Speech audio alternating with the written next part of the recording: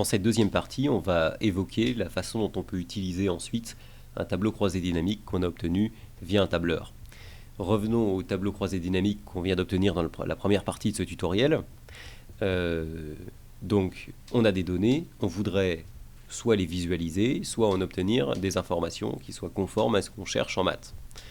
Donc, ici, on va, par exemple, avoir la possibilité d'introduire un graphique. Si je sélectionne mon tableau dynamique, je peux faire insertion, diagramme, et puis, par exemple, proposer un diagramme. Celui qui est proposé par défaut, par exemple, va être tout à fait adapté.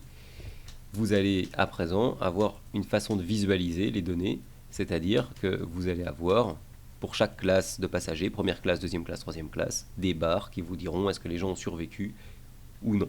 On remarque par exemple ici qu'en troisième classe, d'accord, les passagers de troisième classe, c'est-à-dire les passagers les plus pauvres, eh bien, il y en a beaucoup plus qui sont morts. Proportionnellement, le nombre de survivants est bien plus faible. D'accord ? Donc voici par exemple un premier exemple. Donc là, il s'agit vraiment de visualiser les données.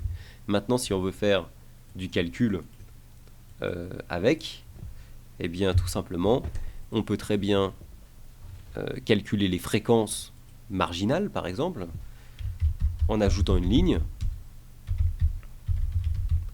et en utilisant la formule que l'on connaît du cours, c'est-à-dire calculer les marges divisées par l'effectif total. Et on va retrouver ici nos fréquences marginales. Alors là, petit problème, attention à ne pas diviser par 0.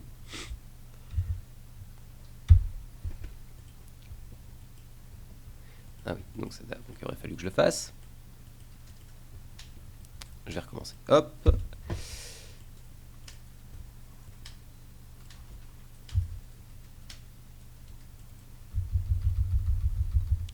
Donc reprenons.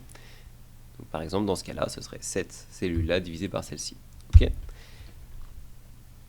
Tout comme ici, je peux très bien aussi calculer les fréquences marginales.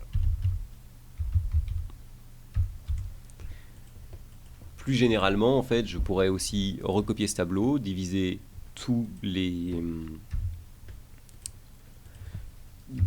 cases par l'effectif total.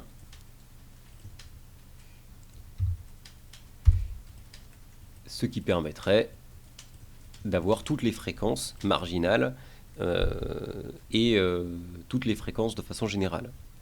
Voici pour un petit tour d'horizon entre visualiser et calculer des fréquences conformes à ce qui est demandé dans le cours.